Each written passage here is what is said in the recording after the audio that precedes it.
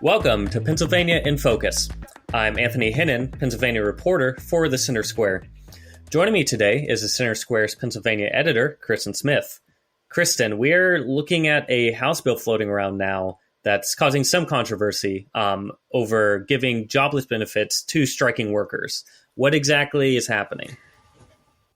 Some controversy is a mild way of putting it, but this bill in effect, which passed the House with all Democrat and actually a few Republican votes earlier this week, would give striking workers unemployment compensation during a labor dispute.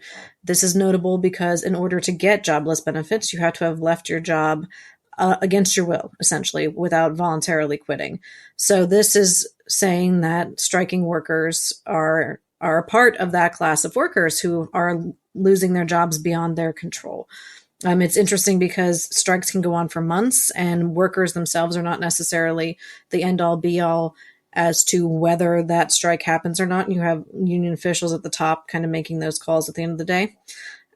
But it's notable because all residents who work pay unemployment taxes on their paychecks. So that money funds unemployment compensation for people who are out of work. So you have this very interesting subsidization, as critics would say, of union strikes, of public sector strikes by taxpayers. And, it didn't pass hugely as a close vote in the House. Is this sort of political posturing? The election is coming up next year. Does this have any shot at all of making it through the Senate? Reading the tea leaves, it would seem that the Senate is not going to take up this action. They're comfortably controlled by Republicans, who are the main critics of this policy.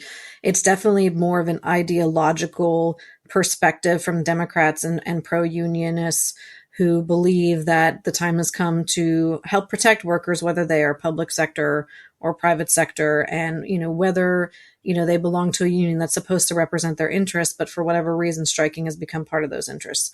So obviously the criticism here is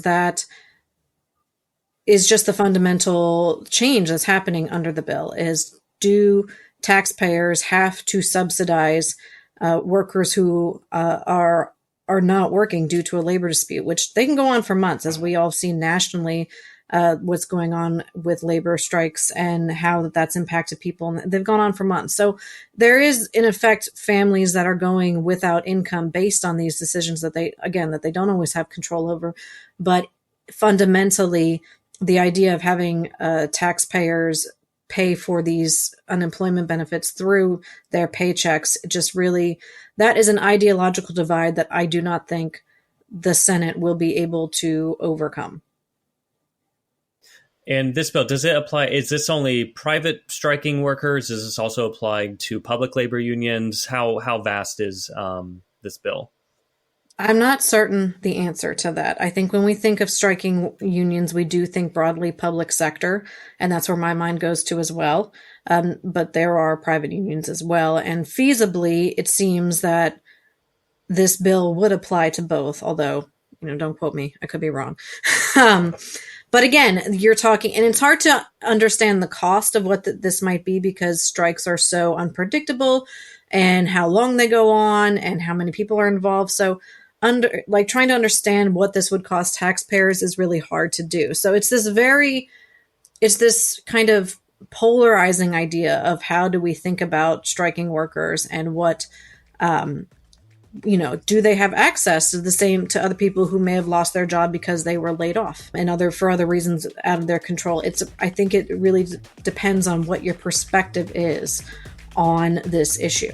Listeners can keep up with this story and more at thecentersquare.com. For Kristen Smith, this is Anthony Hinnon. Please subscribe, and thanks for listening.